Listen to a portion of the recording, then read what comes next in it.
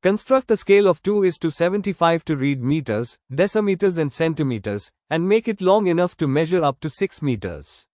Also, mark a distance of 4.76 meters on the scale. Let's start by calculating the drawing length first. This is determined using the representative fraction, which is given by the formula, representative fraction equals drawing length divided by actual length.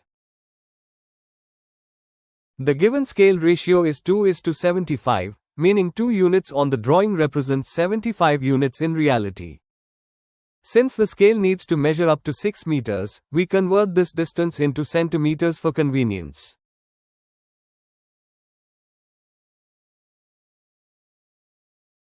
So, the required drawing length is 16 centimeters.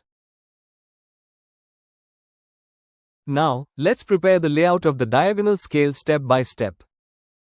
Start by drawing a baseline, AB, that is 16 centimeters long to represent a scale of 6 meters.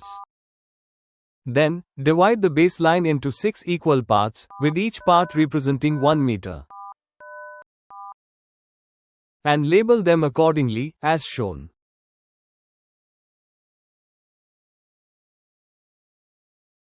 Next, let's focus on the smaller divisions. Take the first section labeled A0 and divide it into 10 equal parts. Each of these will represent a decimeter, helping us measure distances in smaller units. And label them accordingly, as shown.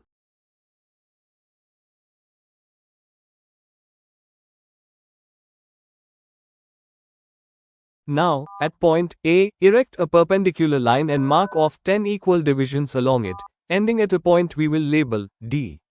These divisions can be any convenient length, as they serve to establish the diagonal structure. And label them accordingly, as shown.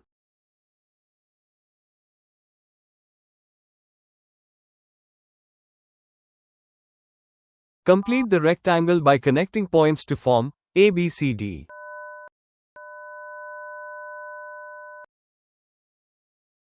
With the rectangle in place, draw a diagonal line by joining point D with the end of the first division on line A0, that is, point 9. This diagonal forms the foundation of the scale, helping to visually divide each unit into smaller parts.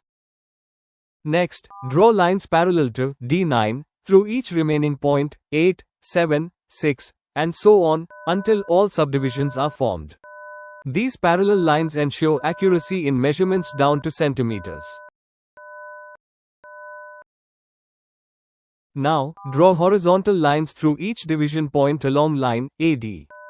These lines intersect the diagonal grid, creating the framework needed for precise readings.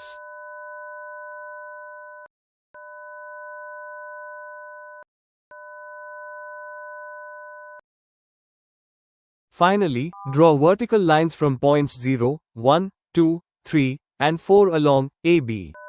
These represent the main meter divisions on the scale.